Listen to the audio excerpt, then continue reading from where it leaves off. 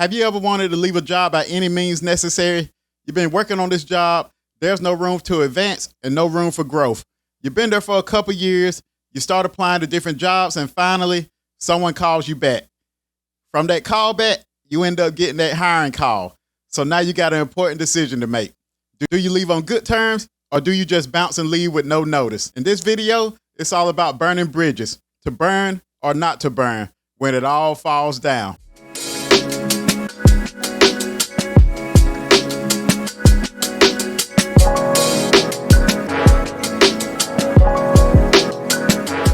Welcome to Debt Free in IT.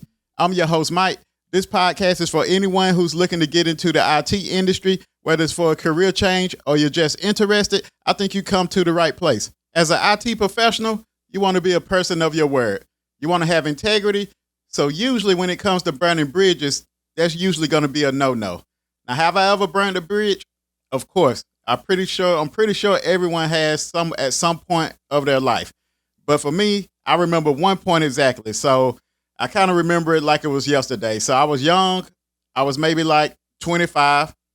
I was working in that famous call center you often hear me talk about all the time, and I really, to the core, I hated that job. So I had to work weekends, 10-hour shifts. And, weekends, that's usually when everything's going on. That's when all my friends going out. That's when all the clubs is popping. So I was young, 25. I wanted to be out in those streets. So I hated this job with a passion. And then also, this call center environment was something new to me. So I wasn't exactly used to working in a call center. Around that time when I started, I remember it was like May because I just graduated. I started in a class of about 25 to 30 people. And I say I was probably there 2 months and then I quit. When I quit, of that 25 to 30 people, it was roughly about 9 to 10 people left that was in my training class. So, and the day I quit, like it wasn't even nothing that I planned on doing. It was just an ordinary day, me driving in, getting ready to clock in. So when I remember I part where I could see in my rearview mirror, I could see people going into the building.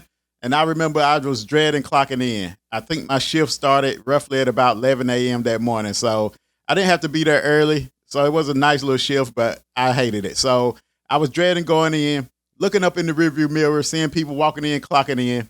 And at that day and time, I made the decision to quit.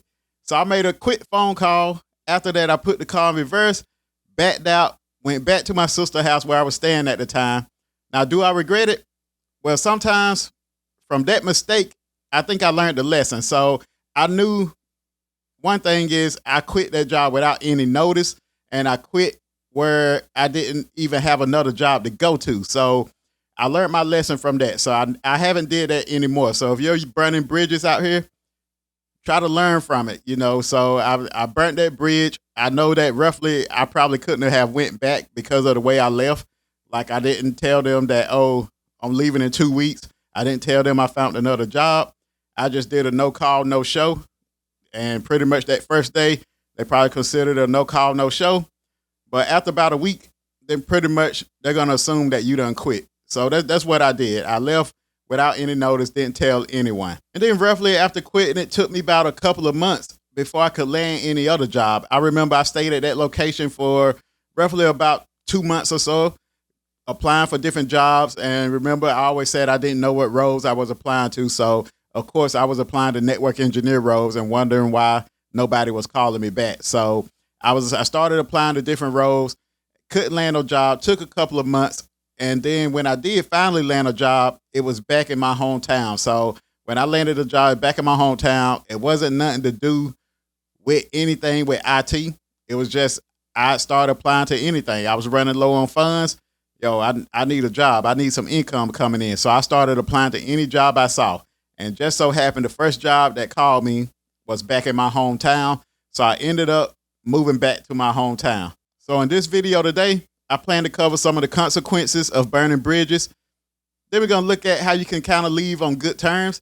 And then also when burning a bridge might be unavoidable. So the consequence of burning a bridge, this can kind of go for burning a bridge as in leaving a job, or burning a bridge with another professional that you might have built a relationship with. So if it's another professional, that could mean that you lost a professional reference. So a lot of times as you start applying to different jobs, especially when you get into the world of IT, a lot of times they start asking for professional references. So this could be an old manager, it could be an old teammate, but someone that has worked with you in that professional environment. So you always want to keep some kind of professional reference close and maintain good relationships with whoever you're using as a reference, because this person is going to be the one that when you put them down on an application, they're going to be the ones that can vouch for your work ethic and also can vouch and let the employer know that you actually know your stuff and you know what you're doing, and that, oh yeah, I worked on this project with Michael, I worked on this other project with him. So you always want to have a good professional reference on hand. So another consequence is that if you burn a bridge with a current job. So if you burn a bridge, that means that you'll probably have a hard time trying to come back to that job if things don't work out.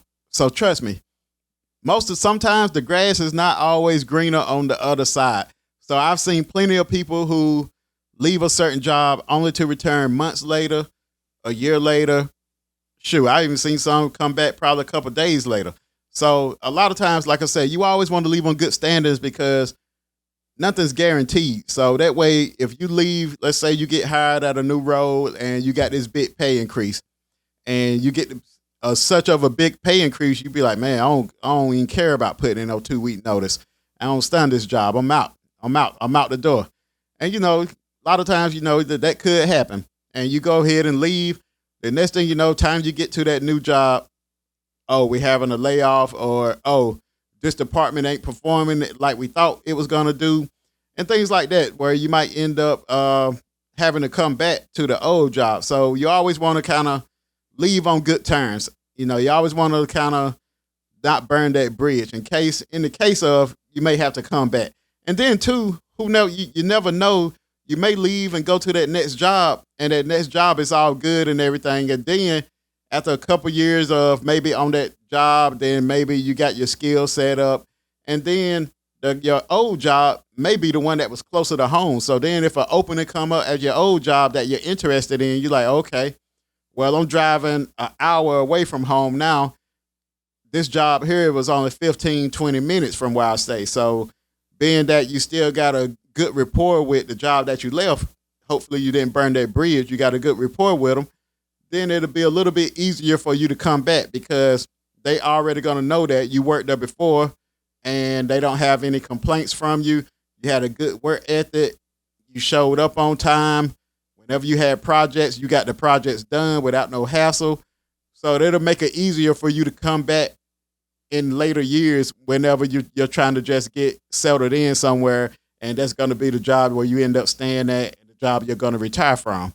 So the last consequence, and this consequence means a lot to me, and that is your word. So where I'm from, your word is your word. If you say something, you're going to do it. If you say, oh, I'm going to meet you at this time, I expect for you to do it. So your word means a lot. Whether if you're in IT or not, your word is your word. So when you start burning bridges, then you may start to get a bad rap, and word of mouth travels fast. So no matter what industry, word of mouth travel fast. This could end up following you and end up coming back on you in a way that where you may not be able to move up at a current job because people already word and got around about maybe your attitude or how you act.